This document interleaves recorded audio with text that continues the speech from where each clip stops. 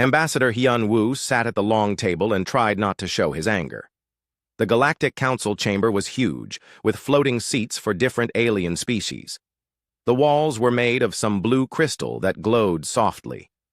Outside the windows, stars moved slowly past as the station turned in space. For 6 months, he had come to this room every day. For 6 months, he had listened to the same arguments. The aliens talked and talked, but they never listened to what humans had to say. Today felt different, though. Today, Hyun-woo was tired of being polite. Speaker Vel Thera sat across from him. She was Vaxari, one of the lizard people who ruled a big part of the galaxy. Her scales were dark green, and her yellow eyes looked at humans like they were children. Next to her sat Zixhan, a hellion made of living crystal. She sparkled when she moved, and her voice sounded like wind chimes. The third council member was Mortek, a Nethrin who looked like a cloud of purple gas inside a clear suit. "The human proposal is not realistic," Velthara said. Her voice was cold and sharp. "You ask for too much." Hyun-woo looked down at his datapad. The human proposal was simple. After the Third Sector War, all the fighting should stop. Each species would keep the space they had before the war started. Trade would go back to normal. Everyone would work together to fix the damage. "We ask for fairness," Hyun-woo said quietly. "Nothing more." "Fairness?" Zixhan laughed, and it sounded like breaking glass. "Humans fought in this war for 3 years. We fought for 30 years. You cannot understand the pain we have suffered." So-jin, sitting next to Hyun-woo, made a note on her pad. She was his best aide, smart and quick. She had been with him through all these long months of talks. Her face showed nothing, but Hyun-woo knew she was angry too. "Humans lost 2 million people in this war," So-jin said. "Our colonies at Kepler Station and New Seoul were destroyed completely. We understand pain." Mortek's gas cloud swirled faster. When Netherins got excited, they moved like a storm. "Human losses were small compared to ours. Your people choose to join this war. We were forced to fight." This was the same old argument. The aliens always said humans were new to space, that they did not understand real war. They forgot that humans had stopped the fighting. They forgot that human soldiers had died to protect alien worlds. "Let us talk about the real issues," Velthera said. She picked up a crystal tablet and read from it. "The Vaxari Empire wants the Kepler system. It was ours before humans arrived. We want it back." "The Kepler system has been human space for 50 years, Hyun-woo said. "Our people built cities there. They made families there. You cannot just take it back." "We can and we will," Velthara hissed. "Unless humans agree to share it with us. 50-50. We are being generous." Hyun-woo felt his hands get tight. The Kepler system was home to 12 million humans. The aliens wanted half of it for themselves, even though they had no people living there now, even though they had given up their claim to it decades ago. "What do humans get in return?" So-jin asked. "You get peace," Zixhan said. "You get to stay in the Galactic Council. You get to trade with us. These are valuable things." "We already have peace," Hyun-woo said. "The war is over. We won it." "You helped win it," Mortek corrected. "All species worked together." This was not true, and everyone in the room knew it. Humans had done most of the fighting in the last year of the war. Human ships had broken the enemy lines. Human soldiers had taken the hardest battles. Human doctors had saved millions of alien lives, but the aliens did not want to remember this. They wanted to pretend that humans were just one small part of their victory. "Let us move to the next issue," Velthara said. "Trade routes. We think humans control too many of the shipping lanes between sectors." "Here we go again," Hyun-woo thought. The aliens wanted humans to give up their trade routes too. Routes that human companies had built. Routes that human workers had died to protect during the war. "Human shipping companies are the most efficient in the galaxy," So-jin said. "Our cargo gets delivered on time. Our prices are fair. Other species use our services because we do good work." "Too much power in human hands," Zixhan said. "It makes other species uncomfortable. We think humans should give half of their routes to other companies." "Which companies?" Hyun-woo asked. "Vaxari companies, Helion companies, companies that have been in space longer than humans." companies that were slow, expensive, and often lost cargo, Hyunwoo thought. But he did not say this out loud. The meeting went on for 4 more hours. Every human proposal was rejected. Every human request was denied. The aliens wanted humans to give up systems, give up trade routes, give up mining rights. In return, they offered nothing but the chance to keep talking. As the day ended, Velthara stood up. Her yellow eyes looked down at Hyunwoo with something like amusement. "Ambassador," she said, "I think you need to understand something. Humans are new here. You have been in space for only 100 years. We have been building this galaxy for thousands of years. You should be grateful that we let you sit at the adult table." The room went quiet. Even the other aliens looked uncomfortable. But Velthara kept talking. Perhaps humans need more time to grow up, to learn how things work here, to understand that some species are more important than others. That was it. That was the moment Hyunwoo had enough. He stood up slowly. His chair made a soft sound as it slid back. So Jin looked at him with surprise, but she stood up too. Around the table, alien faces turned to watch. "Speaker Velthara," Hyunwoo said. His voice was calm and quiet. "Thank you for making your position clear." He reached into his jacket and pulled out a small device. It was red and black, with a single button on top. Sojin's eyes went wide when she saw it. "What is that?" Zixhan asked. "A communicator," Hyunwoo said. "Connected to every human colony, every human ship, every human station in the galaxy." He pressed the button. A small light turned green. "This is Ambassador Hyunwoo," he said into the device. "Message to all human territories. Protocol 7 is now in effect. Repeat. Protocol 7 is now in effect." He put the device back in his jacket and picked up his datapad. So Jin gathered her things quickly. "What is Protocol 7? Velthara demanded. Hyunwoo walked toward the door. At the entrance, he turned, back to face the Alien Council. "Protocol 7 means humans are done talking," he said. "Thank you for the lesson about adult tables, Speaker. We have learned much about how you see us." "You cannot just leave." Mortex gas clouds swirled angrily. "These talks are not finished. For humans, they are finished," Sojin said. "The Galactic Council has made it clear that human concerns are not important. We accept this judgment." "But the trade agreements," Zixhan called out. "The shipping contracts." Hyunwoo stopped at the door. "The Galactic Council can handle those matters.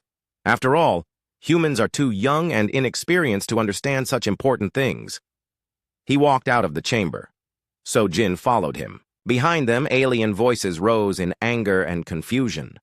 In the hallway, Sojin caught up to him. "Sir," she said quietly, "are you sure about this?" Hyunwoo looked back at the closed doors of the council chamber. Through the crystal walls, he could see the aliens arguing with each other, pointing and waving their arms. "They think we need them more than they need us," he said. "Let us see if they are right." They walked down the long corridor toward the human section of the station. Behind them, the lights in the council chamber flickered once, then went steady again, for now. 3 months had passed since the humans walked out of the peace talks. At first, the aliens thought it was just human pride. They would come back soon, asking to return to the negotiations. They always did, but the humans did not come back. Captain Donghyun stood on the bridge of his cargo ship, the New Busan. Around him, his crew worked quietly at their stations. Through the main window, he could see the loading docks of Nexus Prime Station getting smaller as they moved away. "Captain," his first officer, Myran, said, "we have 17 requests for cargo pickup, all from alien companies." "Deny them all," Donghyun said without looking away from the window. "Sir, some of these are offering triple the normal rate." "Protocol 7, Myran. No exceptions." Myran nodded and went back to her station. She had been working cargo ships for 15 years. She had never seen alien companies offer so much money for simple transport jobs. The truth was simple. Human shipping was the best in the galaxy. Human cargo always arrived on time. Human ships were clean, fast, and careful with their loads. Other species had tried to copy human methods, but they could never quite get it right. Now, suddenly, human ships were gone from all the major trade routes. The Vaxari had their own cargo fleet, but their ships were slow and often broke down. The Helians could carry things in their crystal ships, But they were very expensive and only worked with certain types of cargo. The Nethrons could move things fast, but their gas-based technology was hard for other species to understand. On Nexus Prime Station, things were starting to go wrong in small ways. Young He had been the head of waste management for 3 years. She was good at her job. The station produced millions of tons of garbage every day from thousands of different species. Each type of alien created different kinds of waste. Some of it was toxic, some of it was radioactive, some of it was alive, and tried to eat other garbage. The human-designed recycling system could handle all of it. Young He had spent 2 years learning how each alien species lived, what they ate, what they threw away. She had built a system that could turn almost any waste into useful materials. But Young He was not on the station anymore. Like all humans, she had left when Protocol 7 started. Now the aliens were trying to run the waste system themselves. It was not going well. In the Helion section of the station, garbage was piling up in the hallways. The crystal people created a special kind of waste that looked like glass dust. The human system knew how to process it, but the Vaxari technician running the system now did not understand the settings. Instead of being recycled, the crystal dust was just building up in the machines. "We need to contact the human engineer," Zixhan told her aide. She was getting reports of problems all over the station. "We sent 3 messages to the human embassy," her aide replied. "They have not responded." "Try again. Offer them money." "We offered them 10 times the normal consulting fee. They sent back a form letter saying all human technical support has been suspended." Zixhan made an angry sound like wind through broken glass. This was becoming embarrassing. The greatest space station in the galaxy, and they could not even handle their own garbage. But the waste system was just the beginning. The station's computer network was having problems, too. For years, human programmers had been improving the translation software that let different species talk to each other. They had made small changes, little fixes that made everything work better. Now those fixes were slowly breaking down. Mortek was trying to order food from the station's main restaurant. The computer was supposed to translate his Nethran language into Galactic Standard, but something was wrong with the translation. "I would like fish prepared in the traditional Nethran style," he said into his communicator. The computer translated this as, "I desire aquatic creatures violated according to Nethran combat methods." The restaurant was very confused by this order. Small problems like this were happening all over the station. The computer would translate, "Please send more medical supplies," as kindly transmit additional pain-causing items. A request for technical assistance became robot dating help. The aliens were starting to get frustrated with each other. It was hard to do business when every conversation turned into confusion. In the shipping docks, things were getting worse. Without human cargo companies, deliveries were taking much longer. Food shipments that used to arrive every 3 days were now taking 2 weeks. Spare parts for important machines were lost or delayed. The dock manager, a Vaxari named Kethvar, was having a very bad day. 5 ships were supposed to arrive with medical supplies. Only 1 had shown up, and it was carrying the wrong medicine. "Where are the other 4 ships?" he asked his assistant. "1 broke down in the Theta sector. 1 got lost and went to the wrong system. 1 is refusing to carry medical supplies because they say it is too dangerous. 1 just disappeared completely." Kethvar wanted to scream. Human cargo ships never had these problems. Human captains knew every trade route in the galaxy. Human companies had backup plans for their backup plans, but the humans were gone. Down in the station's engineering section, more problems were starting. The power distribution system was having small failures. Nothing dangerous, but lights would flicker sometimes. Elevators would stop working for a few minutes. The air recycling system would make strange noises. "These are all human-designed systems," the Helion engineer Kith Tell told his supervisor. "I do not understand how they work." "What do you mean? You have been working on this station for 5 years. "Yes, but the humans always handled the complex repairs. They said they would teach us, but we never thought it was important to learn." This was true all over the station. Human engineers had designed most of the important systems. They had tried to train alien workers, but the aliens had always been too busy or too proud to pay attention. Why learn human methods when they had their own technology? Now they were learning why.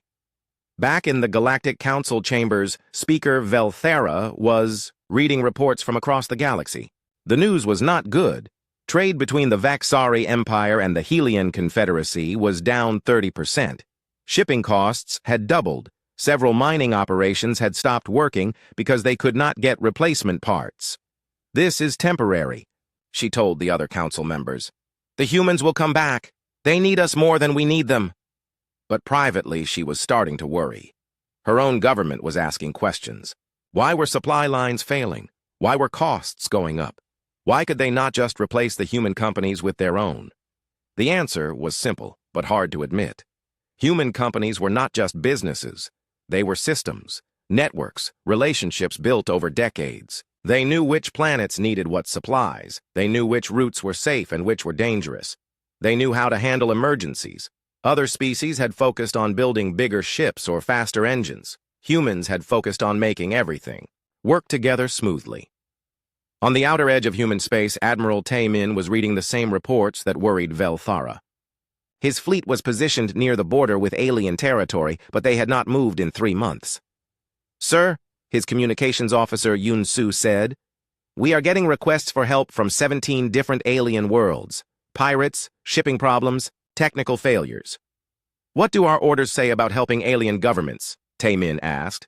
"According to Protocol 7, all assistance to non-human governments must be approved by the Galactic Council. Have any of these requests come through the Council?" "No, sir. They are all coming directly to us." Tae-min smiled slightly. "Then we cannot help them. We must respect the Council's authority in these matters." This was the genius of Protocol 7. Humans were not being hostile or aggressive. They were just following the rules exactly as the aliens had set them up. The Galactic Council was supposed to coordinate all interspecies relations, so humans would only deal with the Galactic Council, but the Galactic Council had made it clear that human opinions did not matter, so there was nothing to discuss. The aliens had wanted to treat humans like children. Now they were getting their wish. Like obedient children, humans were doing exactly what they were told. Nothing more, nothing less. And across the galaxy, things were starting to fall apart. On Nexus Prime Station, the lights flickered again. This time, they stayed dim for almost a minute before coming back to full brightness. In the engineering section, Kith Tel stared at a control panel covered with human writing. He could read the words, but he did not understand what they meant. The translation computer was no help. It kept giving him nonsense answers. Somewhere in human space, young He was probably sitting in a comfortable chair, knowing exactly how to fix this problem. But young He was not coming back. None of the humans were coming back. The aliens were finally getting what they had always said they wanted, a galaxy without human interference. They were beginning to realize it was not as nice as they had expected. 6 months after the humans left the peace talks, the third sector was burning again. General Thrixka of the Corvin Beetle people stood in his command center and watched the tactical display. Red dots showed enemy positions. His enemies were the Threx, a species that looked like giant octopuses with metal tentacles. They had been fighting each other for 300 years, but the war had ended when humans arrived to make peace. Now the humans were gone, and old hatred was returning. "Sir," his aide clicked in the Corvin language, "the Threx have taken the mining station at Proxima 7. They killed all the workers." Thrixka's mandibles ground together in anger. The Threx were animals. They could not be trusted. They said they wanted peace, but they always attacked when they thought no one was watching. "Send the 5th Fleet to retake the station," he ordered. What Thrixka did not know was that the Threx commander, Vel Nash, was giving similar orders at the same time. From his underwater command ship, Vel Nash was watching his own tactical display. He had seen Corvin ships moving toward Threx territory. Clearly, the Beetle people were planning another attack. "The bugs think they can catch us sleeping," Vel Nash gurgled to his officers. "They are wrong. Send battle groups 3 and 7 to intercept them." This was how wars started again. Both sides thought the other was attacking first. Both sides thought they were defending themselves. Without humans to talk between them to explain what was really happening, each species only saw what they expected to see. For 3 years during the Great War, human peacekeepers had been stationed between Corvin and Threx space. Not to fight, but to watch, to talk, to stop small problems from becoming big ones. Captain Bo Young had been one of those peacekeepers. She understood both species. She knew that Corvins always clicked their mandibles when they were scared, not angry. She knew that Threx changed color when they were lying. She could tell when a ship movement was aggressive or just routine. But Bo Young was back in human space now, along with all the other peacekeepers. Admiral Taemin received the emergency signals from both sides within an hour of each other. First came a message from General Thrixka. "Human friends, Threx forces have attacked our peaceful mining operation. Please send help immediately." Then came a message from Commander Vel Nash. "Honored human allies, Corvin warships are moving to invade our territory. We request assistance under the Mutual Defense Treaty." Taemin read both messages carefully. His communications officer, Yun Su, waited for orders. "Sir," she said, "both sides are asking for help. What should we do?" "According to Protocol 7, Taemin said slowly, "all disputes between alien species must be handled by the Galactic Council. We should inform them of this situation. Sir, the Galactic Council is on Nexus Prime Station. It will take 3 days for our message to reach them, and at least a week for them to make a decision. By then, these two fleets will be shooting at each other." "That is unfortunate," Taemin said, "but the Council has made it clear that humans should not interfere in alien affairs. We must respect their authority." Yun Su understood. For 3 years, human ships had kept peace in the third sector. They had prevented dozens of small conflicts from becoming wars. But the aliens had never thanked them for this. Instead, they had complained that humans were interfering, that humans did not understand alien culture, that humans should mind their own business. Now the aliens were getting exactly what they had asked for. The first battle happened near a small moon called Haven's Rest. 12 Corvin ships met 8 Threx vessels in the space between 2 asteroid fields. The fighting lasted 6 hours and left debris scattered across 3,000 kilometers. Both sides claimed victory. Both sides planned revenge. On Nexus Prime Station, Speaker Velthera was trying to deal with many crises at once. The waste management system had completely failed in the Nethrin section. The translation computers were getting worse every day, and now she had reports of fighting in the third sector. "Contact Admiral Taemin," she ordered her aide. "Tell him to stop this conflict immediately."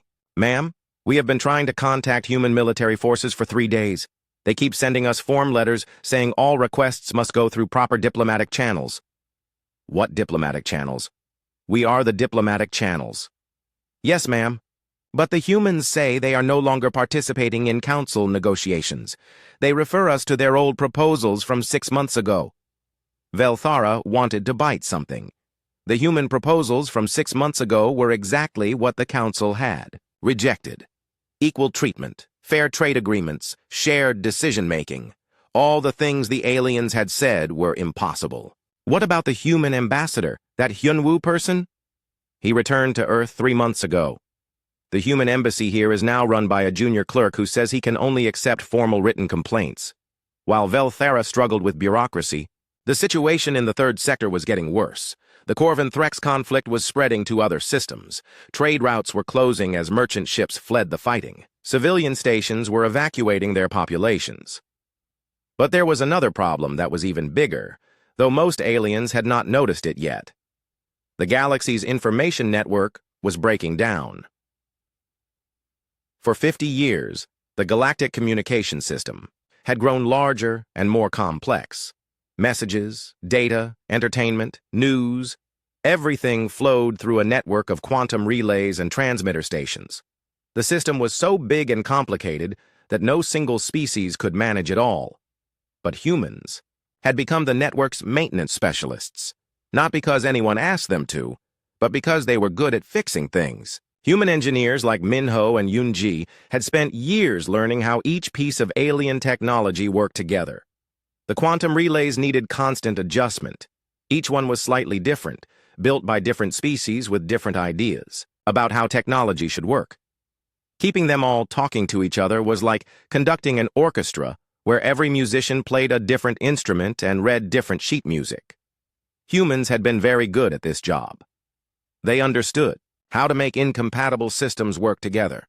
They could debug problems that crossed species boundaries. When a Vaxari relay would not talk to a Helion transmitter, human technicians could figure out why. Now those technicians were gone. The first relay to fail was in the Outer Rim, a small station that connected mining worlds to the main network. It just stopped working one day. The local alien technicians tried to fix it, but they could not understand the human modifications that had been added over the years. "This does not match our technical manuals," the Vaxari engineer complained to his supervisor. "Someone has changed the programming, but we do not know what the changes do. Can we remove the changes and use the original Vaxari software?" We tried that. The relay connects to 3 different networks: Vaxari, Helion, and Nethron. The original software cannot talk to the alien systems. One relay failure would not have been a big problem, but it was not just one relay. All across the galaxy, human-maintained equipment was starting to fail. Not breaking, just stopping work when their maintenance cycles ended. The humans had designed their systems to be stable and reliable. They would run for months without attention. But eventually, every machine needed service, software needed updates, hardware needed replacement, and the people who knew how to do that work were all back in human space. On Earth, engineer Minho was working in his garden when his communication device beeped. He looked at it and saw an emergency message from the Galactic Network Authority. They were offering him a contract worth more money than he had made in his entire career. All he had to do was return to alien space and fix their failing network. Minho deleted the message without replying. He had spent 5 years maintaining alien equipment, learning alien languages, adapting to alien working conditions.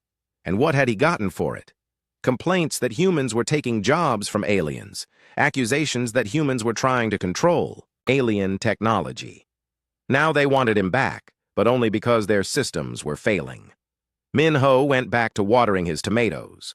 Similar scenes were playing out across human space. Engineers, technicians, doctors, teachers, all the humans who had worked in alien territory were receiving desperate job offers, and almost all of them were saying no. Not out of spite, but out of exhaustion. They were tired of being told they were not wanted, then being called back when things went wrong. They were tired of being blamed for every problem and thanked for no solutions. Better to stay home and work on human projects. Better to build something new than to constantly repair something that was never appreciated. On Nexus Prime Station, Councilwoman Zixhan was having the worst day of her career.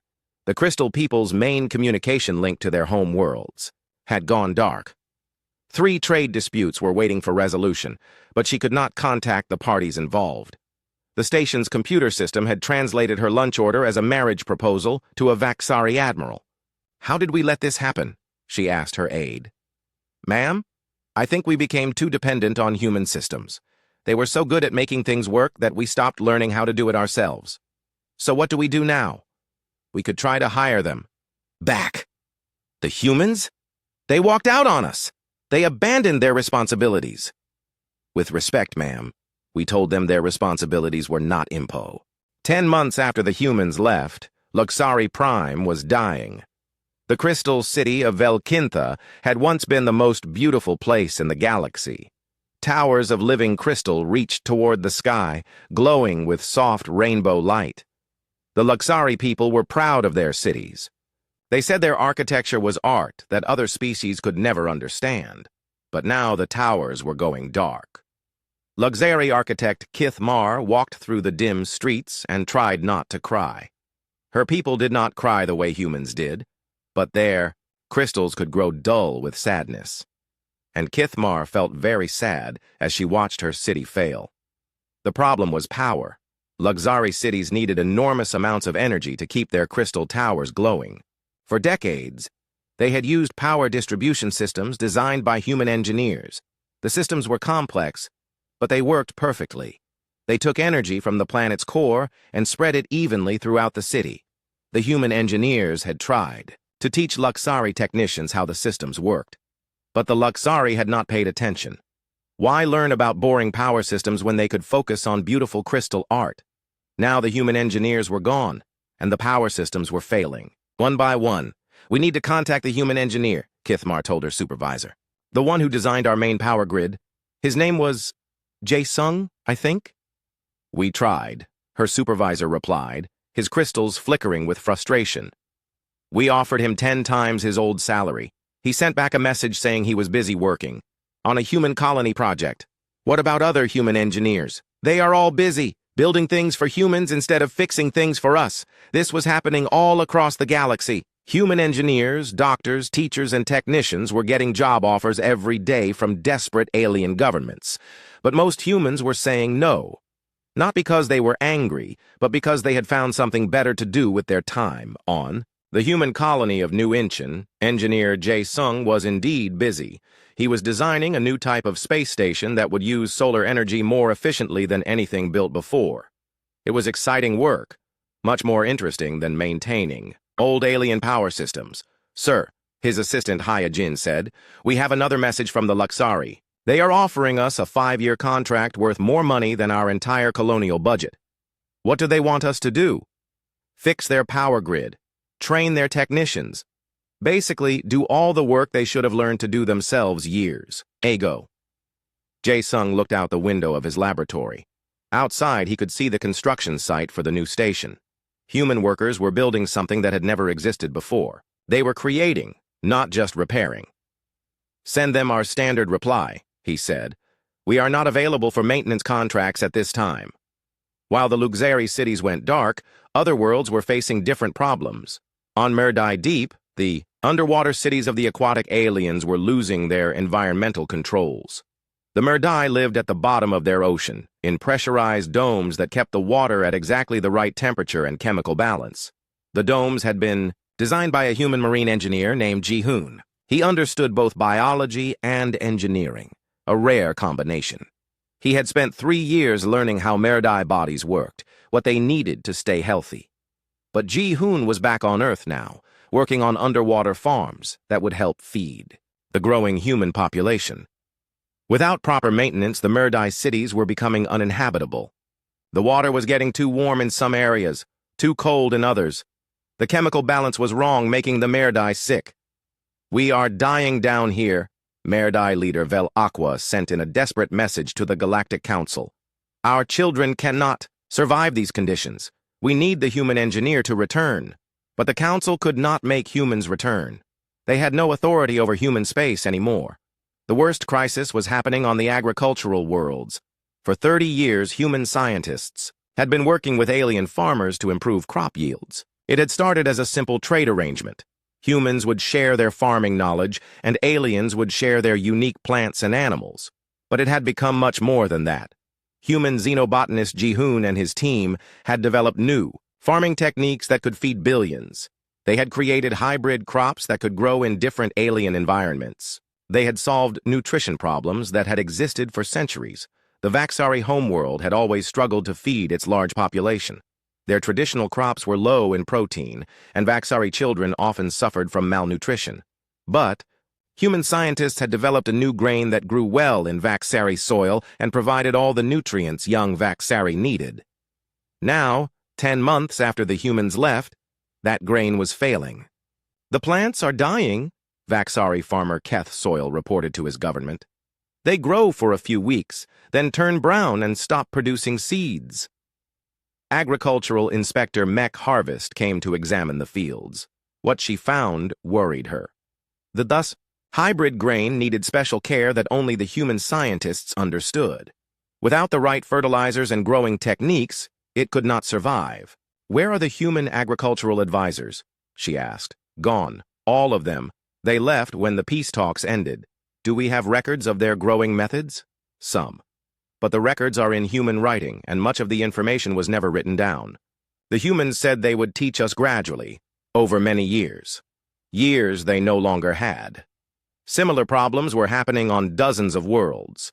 The Threks had become dependent on human-developed fish that could survive in their polluted oceans. The Nethrons had been using human atmospheric processors to keep their gas clouds stable. All of this technology required human knowledge to maintain, and that knowledge was walking away. On Earth, xenobotanist Ji-hoon was working in his laboratory when his colleague Min-ji brought him a stack of messages. More job offers? He asked. 17 this week. The Vaxari are offering us our own research planet if we come back. The Merdai are offering to share their deep ocean mining technology. The Nethrans are offering things I cannot even pronounce. Ji-hoon looked at the offers and shook his head. 3 years ago, these same aliens had complained that humans were taking over their agriculture. They had accused human scientists of trying to make aliens dependent on human food. Now they were begging for that same dependence. "What about our project here?" Ji-hoon asked. Min-ji smiled. "The Mars terraforming work is going very well. We should have breathable atmosphere in the test domes within 2 years. That was the difference. On Mars, humans were building something new and wonderful. In alien space, they had been constantly fixing problems and fighting criticism. It was an easy choice. The cascade of failures was accelerating across the galaxy. Each broken system made other systems work harder. Each missing human expert created problems that affected multiple worlds. The Galactic Communication Network was now operating at only 60% capacity. Trade routes that had once carried goods quickly and safely were now dangerous and unreliable. The Third Sector War had spread to involve 6 different species, with no end in sight. On Nexus Prime Station, the situation was becoming desperate. Speaker. Velthara sat in her office, surrounded by reports of failing systems and growing crises. The station's life support was working, but barely. Half the translation computers were offline. The waste management system had been replaced with a primitive backup that could barely handle 1/10 of the station's garbage. "How many human experts have we contacted?" she asked her aide. "All of them. We have sent job offers to every human engineer, scientist, doctor, and technician who ever worked in alien space. How many have accepted?" 14. 14?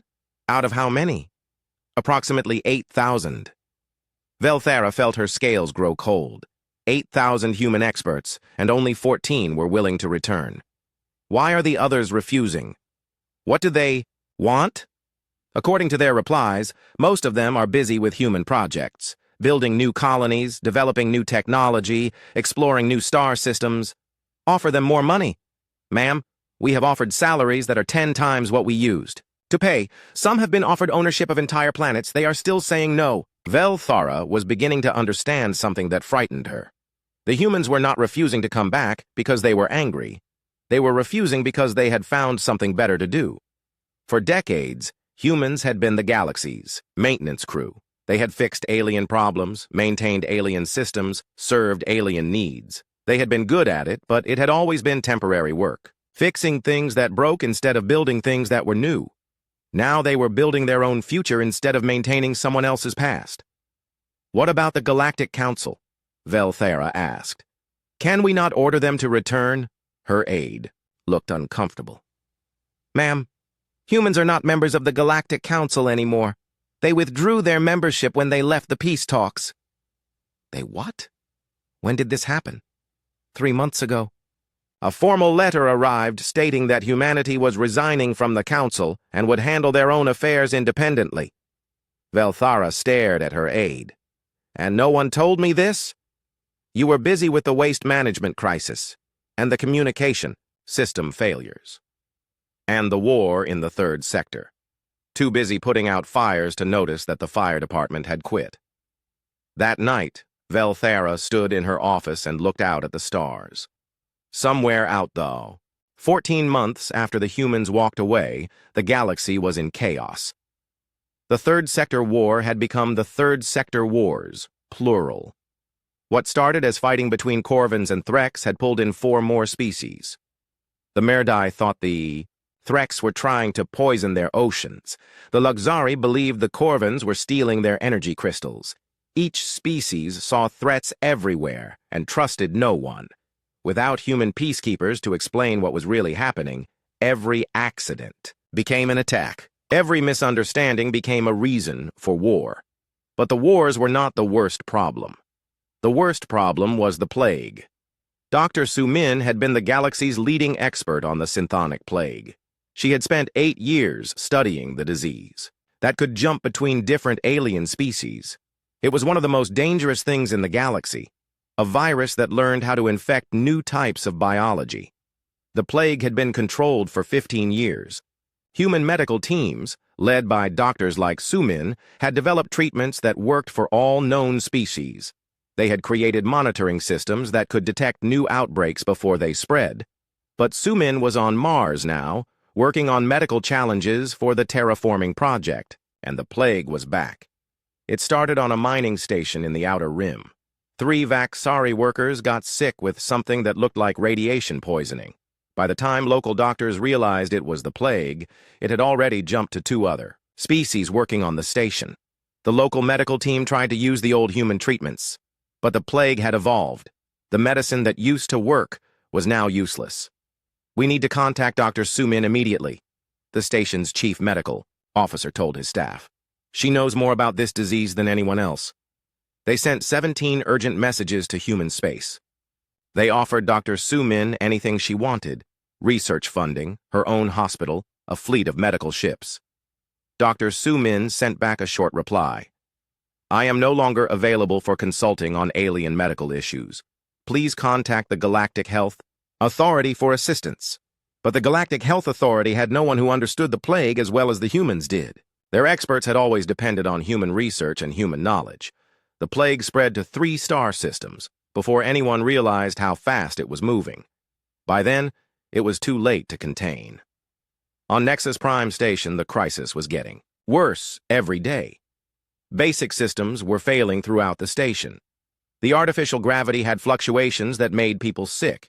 The air recycling system produced strange smells that no one could identify. The food replicators sometimes produced meals that were toxic to certain species. Speaker Velthera had lost 15 pounds in the last month. She was not eating well because she was too stressed to be hungry. Her government back on the Vaxari homeworld was demanding answers she did not have.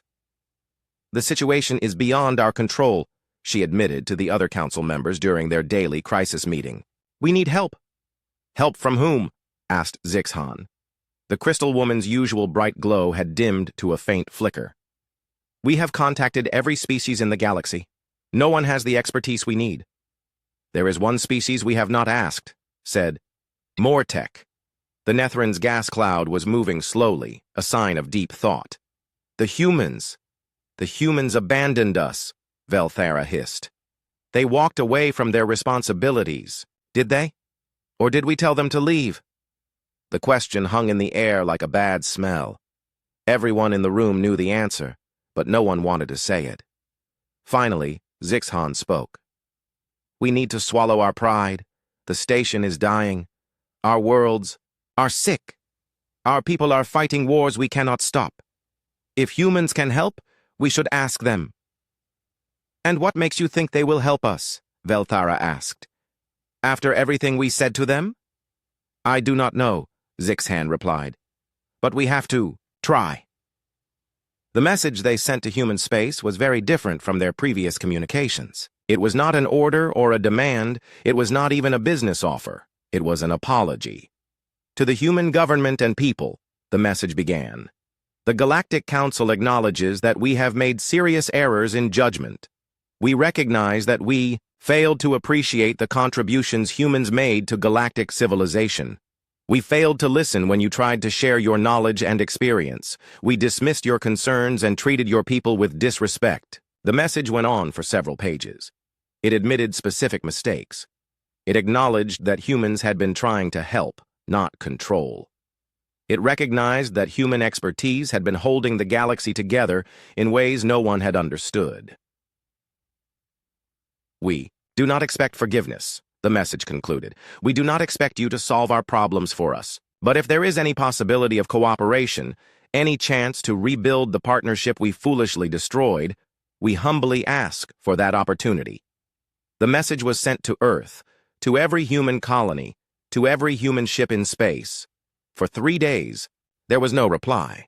Then a small ship appeared at the edge of the Sol system. It requested permission to approach Earth and deliver a diplomatic message. The ship carried Ambassador Kyung-Soo, who had been Hyun-Woo's deputy during the failed peace talks. He was older now, his hair gray at the temples, but his eyes were still sharp and intelligent. Kyung-Soo met with the Galactic Council's message in a small conference room on Luna Station. The alien ambassadors had come to human space themselves, a gesture that showed how desperate they had become. "Ambassador," Velthera said, her voice much quieter than it had been 14 months ago. "Thank you for agreeing to meet with us." Kyung-Soo nodded politely. Speaker Velthara, Councilwoman Zixhan, Representative Mortek, you are welcome in human space. There was an awkward silence. Finally, Zixhan spoke. We came to ask for help, she said. Our worlds are dying. Our people are suffering. We know. We have no right to ask, but we do not know what else to do. You could try solving the problems yourselves, Kyung-Soo said gently. The galaxy survived for thousands of years before humans arrived in space. But it was not the same galaxy, Mortek said. His gas cloud swirled with emotion. Before humans, each species lived separately. We traded sometimes, but we did not really work together. Humans taught us how to be more than the sum of our parts. Kyung-Soo considered this. And then you decided you did not need those lessons anymore. We were wrong, Velthara said. The words came out like broken glass. We were proud and stupid and wrong. Why are you telling me this? Kyung-Soo asked. What is it you want humans to do? Come back, Zixhan said simply. Help us fix what we broke. Teach us what we should have learned years ago. And what do humans get in return? This was the question the aliens had been dreading. They had spent months trying to figure out what they could offer humans. Money was useless. Humans had their own economy now. Territory was irrelevant. Humans were building their own worlds. Technology was laughable. Human science was advancing faster than anyone else's. We do not know, Velthara admitted. What do you want? Kyung-Soo was quiet for a long time. Outside the conference room windows, Earth turned slowly in space, blue and green and beautiful, with the lights of human cities visible on the night side. I need to discuss this with my government, he said finally, and with my people. This is not a decision one person can make. How long will that take? Mortek asked. I do not know. Humans have been learning to live without the galaxy for 14 months. Many of them like it that way. It may be difficult to convince them to get involved in alien problems again. After the aliens left, Kyung-Soo sat alone in the conference room and thought about what they had asked. He remembered the peace talks 14 months ago. He remembered the arrogance and dismissal. He remembered watching Hyun-Woo walk out of the council chambers with dignity intact. But he also remembered the good times, working with alien scientists on research projects, helping settle disputes between species who could not understand each other, being part of something bigger than just humanity. The galaxy had hurt human feelings. But was that a reason to let it die? Kyung-Soo reached for his communicator. There were a lot of people he needed to talk to, and a lot of decisions that needed to be made. Outside, the stars waited for an answer. 18 months after the humans walked away, Ambassador Hae-jin stood in the rebuilt Galactic Council chambers. The room looked very different now. The old floating seats had been replaced with a circular arrangement where no one sat higher than anyone else. The crystal walls had been changed to simple metal and glass that any species could understand and repair. Most importantly, there was a new plaque on the wall. It was written in human script, but every species had learned to read it. The strength of many is not in their similarity, but in what each brings that others cannot. Hae-jin was younger than the previous human ambassadors, but she had learned from their experiences. She had studied the old peace talks, the mistakes that were made, the pride that had nearly destroyed galactic civilization. Today was the first meeting of the new Galactic Council. The aliens had changed more than just their meeting room. They had changed their entire approach to cooperation.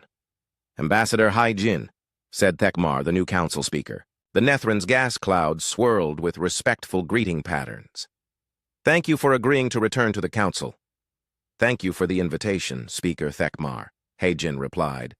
Though I should clarify something from the start. Humans are not returning to the old system. We are here to build something new. This had been the hardest part of the negotiations. The aliens wanted humans to come back and fix everything, to make the galaxy work the way it used to. But humans refused to simply restore the old system. Instead, they proposed something different. Partnership instead of dependence. Teaching instead of doing. Building together instead of humans carrying the load alone. We understand, said Velthara. The former speaker was now just a regular council member. A change that had been her own idea. The old ways failed. We are ready to learn new ways, It had taken 6 months of careful talks to reach this point. Not talks about territory or trade routes, but talks about how different species could work together without anyone being in charge. The breakthrough had come when humans made an unexpected offer. Instead of demanding apologies or payments, they offered to share something precious, their knowledge of cooperation itself. Humans are not naturally peaceful, Heijin had explained during the negotiations. Our species fought wars for thousands of years. We had to learn how to work together. We made every mistake you can imagine, and many you cannot. But we learned from those mistakes. What did you learn? Thekmar had asked. That being strong alone is not as good as being strong together. That every species has something valuable to offer. That the goal is not to win, but to succeed together. Now, in the rebuilt council chambers, they were ready to put those lessons into practice. Let us begin with the immediate crises, Heijin said. The plague, the wars, the infrastructure failures. But let us handle them differently this time.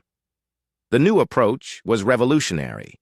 Instead of human experts going out to fix alien problems, mixed teams would work on each crisis. Aliens would learn by doing, not by watching. Dr. Sumin had agreed to return to work on the plague, but only as part of a team that included doctors from every affected species. Captain Bora would lead peacekeeping efforts, but her ships would carry alien peacekeepers who were learning human methods. The goal is not to make aliens dependent on humans, Bora had explained. The goal is to make everyone capable of solving problems together. Engineer Jae-sung had been the hardest to convince. He was happy working on the Mars terraforming project, but eventually he agreed to lead a mixed team of engineers who would rebuild the galaxy's infrastructure while training alien technicians. I will teach them everything I know, he promised. But they have to do the work themselves. No more quick fixes, no more band-aid solutions. We build it right, or we do not build it at all. The first success came in the third sector. The multi-species peacekeeping force arrived not to stop the fighting, but to help everyone understand why they were fighting. Corvan diplomat Subin worked with Threx negotiator Vel Nash to trace the conflict back to its roots. They discovered that the war had started because of a mistranslation in a trade agreement. The Corvans thought they were buying mining rights. The Threx thought they were selling temporary access. This is exactly why we need each other, Subin explained to both sides. Corvans think in terms of permanent ownership. Threx think in terms of temporary use. Neither is wrong, but without someone who understands both viewpoints, you cannot make agreements that work. The war ended not with victory or defeat, but with understanding. Both species got what they really wanted, once they understood what the other side really needed. The plague was harder to stop. Dr. Sumin and her mixed team worked for 3 months to develop new treatments. But this time, alien doctors learned how to do the research themselves. The plague will evolve again, Sumin warned them. Next time, you need to be ready to fight it without human help. Next time, we will not be fighting it without human help, replied Dr. Kith Tell, the Helion team member. We will be fighting it with human help. There is a difference. That difference was important. Humans were no longer the galaxy's repair service. They were the galaxy's teachers and partners. The infrastructure repairs took longer, but they were done right. Engineer Jae-sung insisted that every alien technician understand not just how to fix systems, but why they work the way they did. Do. Not just follow the manual, he told his students. Understand the principles. Then you can solve problems the manual never thought of. It was slow work, but it was solid work. Systems that had failed repeatedly under alien maintenance began working reliably again. More importantly, alien engineers began improving on human designs, adding their own ideas and innovations. The greatest success was not technical, but social. The new Interspecies Understanding Institute, led by diplomat Subin, became the galaxy's center for learning about cooperation. Young people from every species came to study how different cultures could work together.